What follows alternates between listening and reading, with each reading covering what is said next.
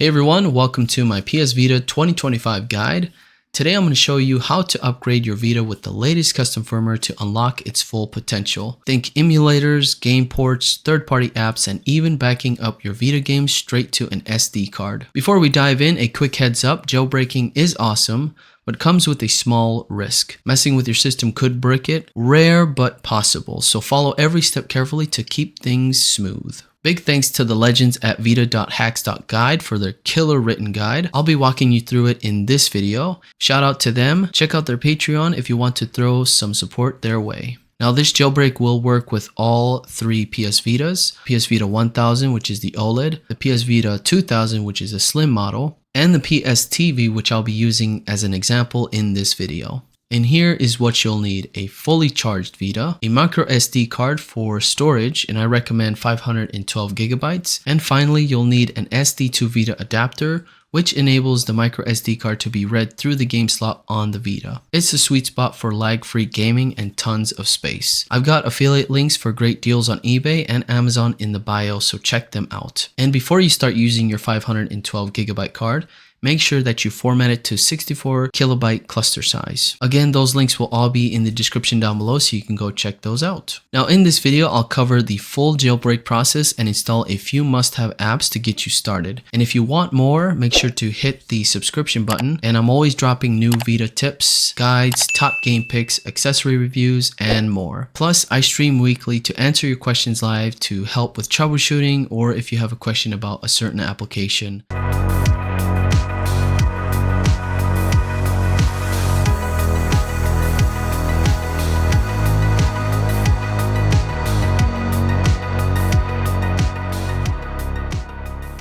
Now, if you haven't already updated to the latest version of 3.74 firmware, I suggest you do that now. Now, the jailbreak is going to happen via the web browser, so all we need to do is connect our Vita to the network. Once you have your internet connection, we're going to launch the browser and go to the following URL on your device: jailbreak.psp2.dev. Make sure that HTTP does not have an S.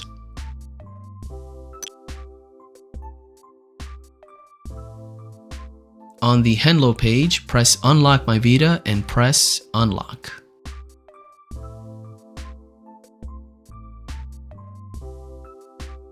If the exploit was successful, you should be greeted by a screen titled Hello Bootstrap. Press X on Install Hinkaku to enable Homebrew, then followed by installing Vita Deploy.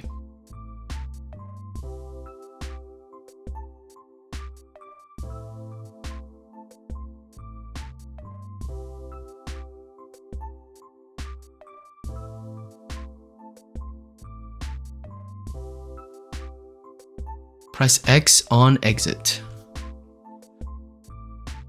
Launch the Settings application and navigate to the Hinkaku settings and check Enable Unsafe Homebrew.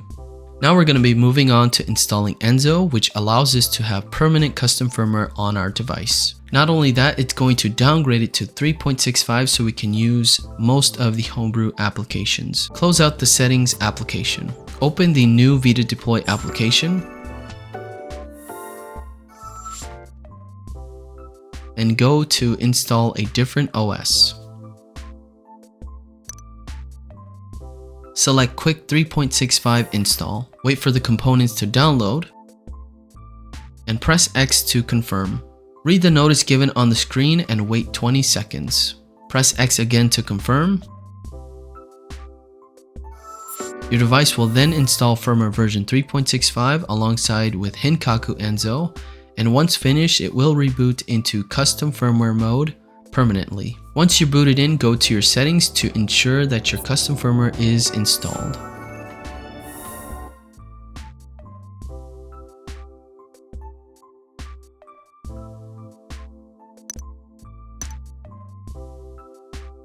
We're now going to move on to the iTLS installer, which allows older firmwares for online connection. Launch the Vita Deploy application and go to the app downloader. Select the following application, which is iTLS installer. Then download the selected apps at the top of the menu. Wait for the app to finish downloading and installing. When finished, you can exit Vita Deploy using the PS button. Open the iTLS Enzo application and press X on Install the full iTLS package.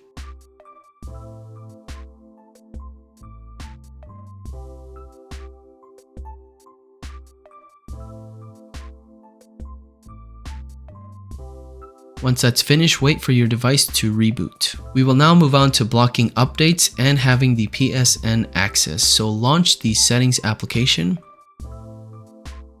navigate to System, under Auto Start Settings, and uncheck the Download Update file for system software. This will prevent your system from updating to a new official firmware if Sony decides to release a new version for the PS Vita. Remain in Settings and go all the way back and navigate to the Hinkaku settings and navigate to spoofed version and make sure that it's changed to 3.74. We are now going to move on with installing the SD2VITA on your console. Go in your settings and under devices. If you do not see storage device, you will need to install YAMPed, which is a multi-purpose kernel plugin for the PS Vita, which allows for us to use the microSD card as a storage device via the SD2VITA adapter. So insert your SD2VITA with the microSD card into your PS Vita or your PS TV device. Launch the Vita Deploy application and press X on Miscellaneous. Press X on Format a storage device and ensure the target is set to SD2VITA and the file system is set to TextFAT. Press X on Format Target Storage. If this fails, ensure the adapter is inserted properly and is undamaged. Then reboot and try again.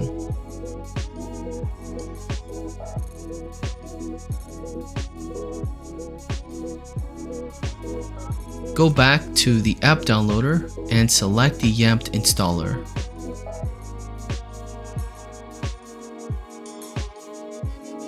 Then press X on Download the selected apps.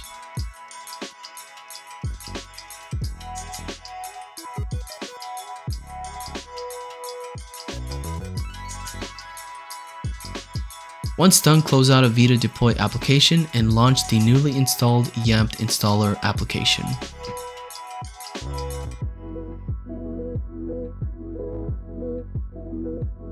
Press X on Install the Lite version, and once finished, your device will reboot. Enabling the YAMPed driver, open the Settings application and navigate under Devices. You should now see a new selection for storage devices. Enable Use YAMPed to enable the YAMPed driver, and set UXO to default and set UMAO to the SD2VITA. Hold the power button and select Power Off. Let's move on to transferring your data. Power on your device to reboot. Open Vita Deploy and go to File Manager. Navigate to the UXO partition. Press down on the D-pad to highlight a folder or file. Then press triangle to bring up the menu. Press X on Mark All to select all folders and files in the UXO partition. Press triangle again to bring up the menu and press X on Copy. Navigate out of the UXO partition and enter the UMA partition. Press triangle to bring up the menu and press X on Paste and wait for it to finish.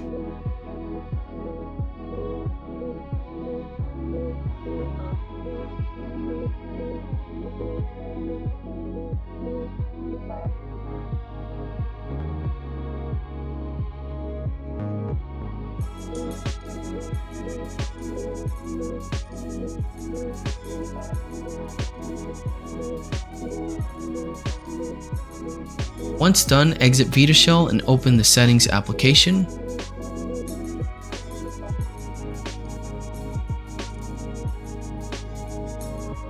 Navigate to Devices, under Storage Devices, set UXO to the SD2VITA, set UMAO to your memory card or your internal storage. Hold the power button and select Power Off and reboot your device. Open the Settings application and go under System Information,